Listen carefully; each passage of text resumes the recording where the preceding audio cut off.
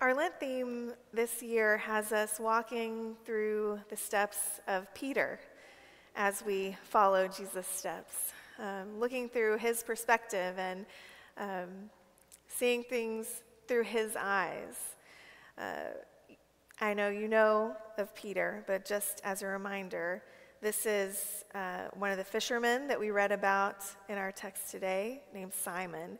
So he's Simon at the beginning. He gets the name Peter later. Throughout the Gospels, they kind of go back and forth. He could be Simon or Peter or Simon Peter. So see, we can handle names shifting. It's fine.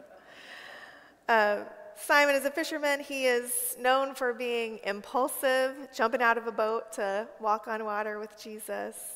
He's known for having bad ideas, like trying to build a house for Moses and Elijah when they appear at the Mount of Transfiguration. He is an earnest believer who gets it right sometimes and then almost immediately every time sticks his foot in his mouth. We'll hear more about that later on.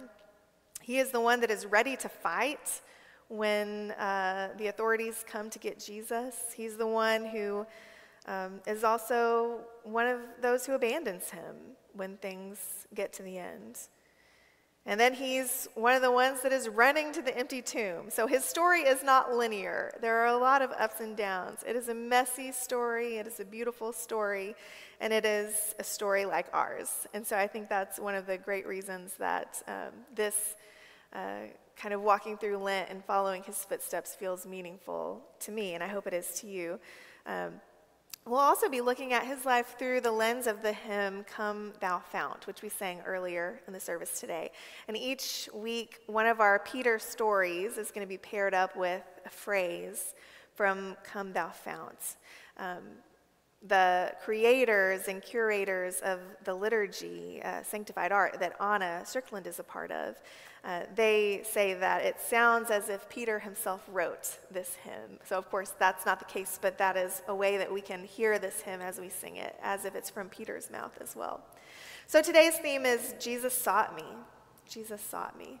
And we are reading about and thinking about, reflecting about Peter's call story.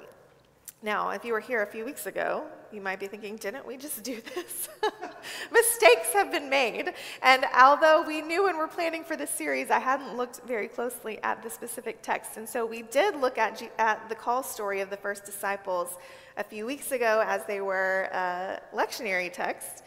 And I was excited, though, to realize that the Luke version is different. So we read it from a different gospel, and there are lots of different things happening.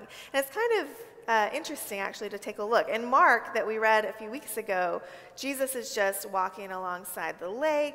He grabs the disciples, says to follow him, and they go immediately. That's Mark's style.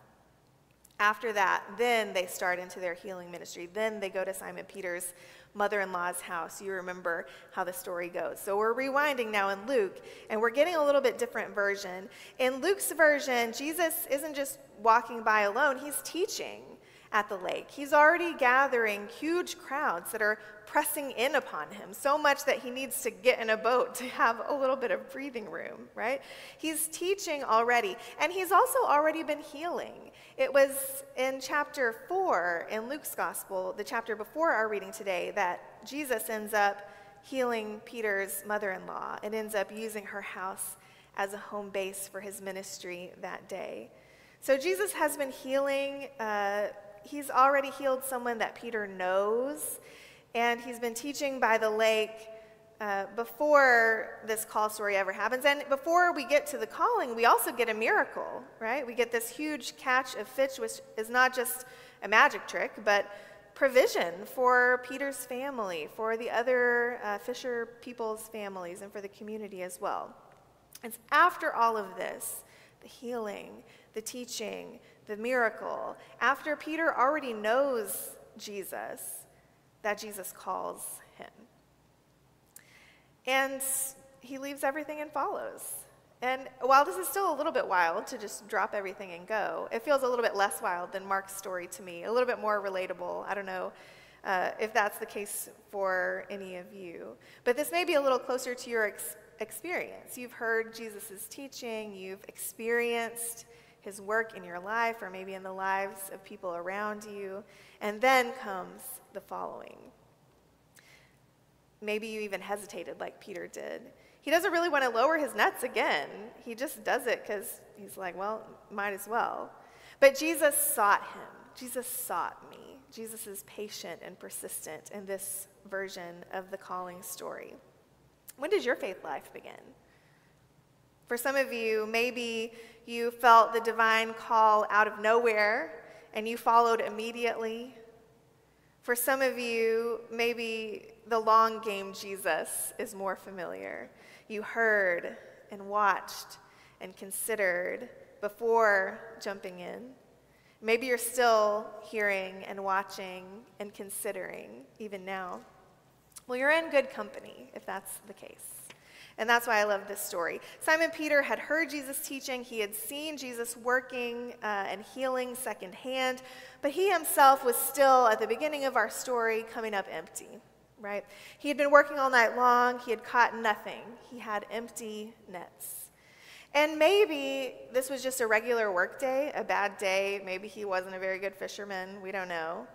Or maybe he was hoping to feed the crowds. Right? Maybe he wanted to use his skills and talents in service of this movement that he's kind of on the periphery of. I like to imagine it that way. But finally he calls it, right? He comes back to shore. And that's when Jesus asks for his floating pulpit. It's been a hard year for our congregation. We've had so much loss of family members, of church members, of folks that are connected to our prayer list. And sometimes I know that we feel like our nets are empty, right? Like we're throwing them out there, we're doing our best, and we are coming up with grief, with not a lot left to offer. Maybe you've experienced that in your job, working so hard day and night, doing your best, getting more trainings, and just feeling like things are not clicking, things aren't falling into place. Or with your parenting, when you're doing your best to be there for your kid, but you feel like you just can't get it right. Oh, sorry, I don't know why I'm doing this. Or if you're in college or a teenager, you might feel like that about school. There's so much pressure and expectation, and you're doing your best, and there are moments when you feel like you're coming back empty.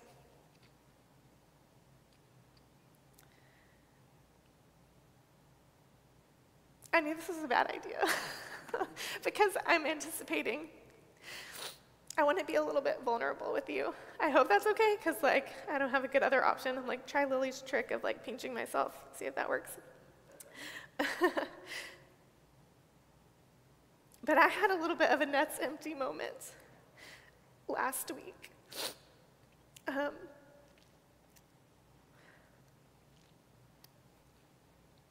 When our longtime member, leader, friend, who's cared for all of our children after the return of her cancer and after a couple of falls, her body started to fail pretty quickly. She was ready. I was not. I know you probably weren't either. But she elected to move into hospice care last Sunday. Went to Christopher House, and as I drove to the hospital, I was fishing through my conversations with her, through my seminary training, through my experiences offering care to folks at the end of their lives. And my nets just felt totally empty. Like I was looking for something I could do, empty. Looking for the right thing to say, empty. Some pastoral wisdom to help the family, empty. After I visited and prayed and did my best, I drove home and just wept, grieving for my friends and disappointed in myself. Like, I should have read more books. I should have done clinical pastoral education. I should have had more conversations with her before it was too late. In Luke's story, after Jesus is done teaching, he tells Simon Peter to go back to the deep water and cast his nets again. Peter is hesitant. He doesn't want to be disappointed or disappointing again. But they go, and they let down the nets, and this time they caught so many fish, Luke tells us, that their nets were beginning to break. As I've gone back to the deep water of keeping vigil over Darlene with her family each day this week, casting my nets out for meaning and comfort, I have witnessed a miraculous catch, y'all.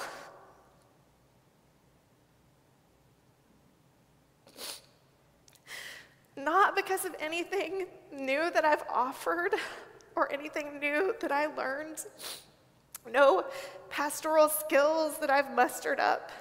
No magic words that I've found. But a miraculous catch in the stories that I've heard, in the hugs and whispered I love yous of kids and grandkids and great-grandkids that I have witnessed. And the signs of love that even now Darlene has been able to give, patting her heart. The word love, the word baby, when she can't really speak anymore. A miraculous hug, y'all, like miraculous. Her stretched out arms to her husband of 60 plus years, far after her body should have been able to do that. I've witnessed the coming together of a family, relationships being stretched as they are in those moments, and mended and strengthened. The prayers and messages and stories that you all have sent and that have been spoken over her, my nets are full and overflowing with grace and abundance of what I've seen this week. And I can see, having been through this week, why Peter responds the way that he does to his miraculous catch. Go away from me, Lord. I am a sinful man. He realizes that he is in the presence of the divine because there is no way that he could have done that himself. And that's how I felt all week. Like no amount of training or skills or preparation could have facilitated the beauty and abundance and love that I have witnessed. And I know that you have moments in your lives like that too, big ones and little ones, where you've been at the end of your rope, you've been at the edge of burnout, you've been at the bottom of what you feel like you have to offer, and you've been surprised by finding clarity or connection or compassion or love that had nothing to do with your skills or your gifts, nothing to do with what you do or do not bring to the table.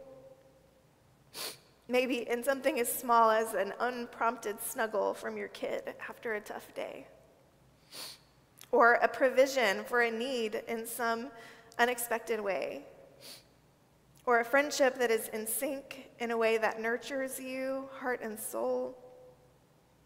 Peter's reaction, Peter's confession that he's a sinner, isn't him groveling for grace, it's his response to grace.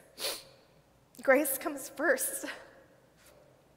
God shows up with abundance, not because of anything that Peter asked for or any gifts or skills that he had, not because he had resources that Jesus wanted to put to use, not because he had power that could be helpful for the movement, not because he's hardworking or patient or kind. We know those things may not be true about him. But he was willing to show up. He was willing to go back to the deep water, to cast his nets out again, and he got to witness the divine. He got to participate in abundance. Peter's confession is not self-loathing, it's just truth-telling. It's awe. That nothing he could do could have made that happen. Nothing I could have done could have made what I've witnessed happen this week happen. what I get to witness happening every day in this church community, big things and small things. Nothing I could do can make that happen. Nothing you could have done to create the divine synchronicities that have happened in your life. Confession is bearing witness to the holy and telling the truth about it, that it's something different. It's something more. It's something bigger than me, than you. And that it's something you'll follow anywhere. And of course, that's the point of the story. That's the climax, the following. Not the teaching, not the miracle, not even the abundant provision. All of those are important. All of those are opening the door, opening our eyes to a new way of being, of following God and the world. They are pointing us to a God who sees our efforts, our failures, our awe, our honesty, and says, don't be afraid. You're with me now. Beloveds, this is the good news that you are enough. Jesus calls Peter in his messiness, insecurity, imperfection, hesitation. Jesus calls us in all of those things too, just as we are. There is no preparation needed. There are no prerequisites required. There is no skills test to pass, no holiness meter to jump into. Peter's life shows us, if anything, that what matters is showing up. And I can testify to that this week. What matters is showing up, bearing witness to what God is doing. So UBC, may we keep showing up. May we keep casting our nets. May we find abundance where we least expect it. May we respond to that divine abundance with confession and gratitude and courage to follow where God leads us. Thanks be to God. Amen.